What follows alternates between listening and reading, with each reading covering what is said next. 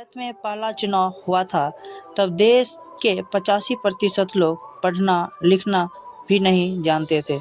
ना सड़कें थी, ना इंटरनेट, ना आधुनिक मशीनें। फिर भी ऐसा चुनाव हुआ जिसने पूरी दुनिया को हैरान कर दिया। आखिर कैसे हुआ भारत का पहला चुनाव? आज हम जानेंगे कुछ ऐसे पॉलिटिकल फैक्ट जिन्हें बहुत कम लोग जानते हैं। नमस्कार दोस्तों, स्वागत है आपके अपने चैनल पर। आज हम बात करेंगे भारत के पहले आम चुनाव की, जो 1951 से 1952 के बीच हुआ था। और यकीन मानिए, यह सिर्फ चुनाव नहीं बल्कि इतिहास का सबसे बड़ा लोकतांत्रिक प्रयोग था। 1947 में भारत आज़ाद हुआ, लेकिन देश की हालत आसान नहीं थी।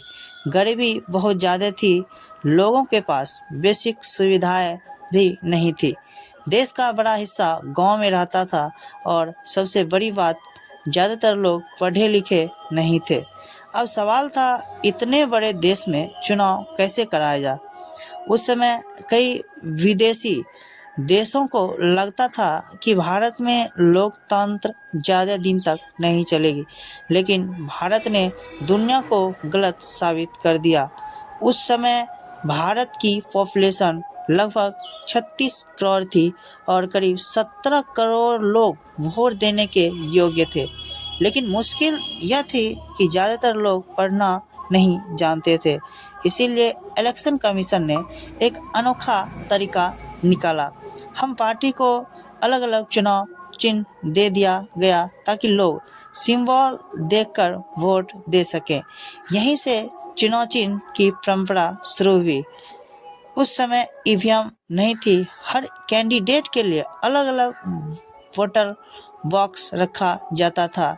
लोग अपने पसंदीदा कैंडिडेट के बॉक्स में वोट डालते थे।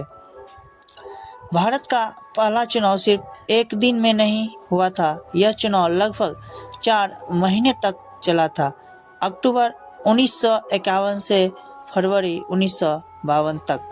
क्योंकि उस समय ट्रांसपोर्टेशन बहुत कमज़ोर था, कई जगह चुनाव अधिकारी पैदल गए, कुछ जगह नाव से पहुंचे, तो कहीं पहाड़ चढ़कर बैलेट बॉक्स पहुंचाए गए।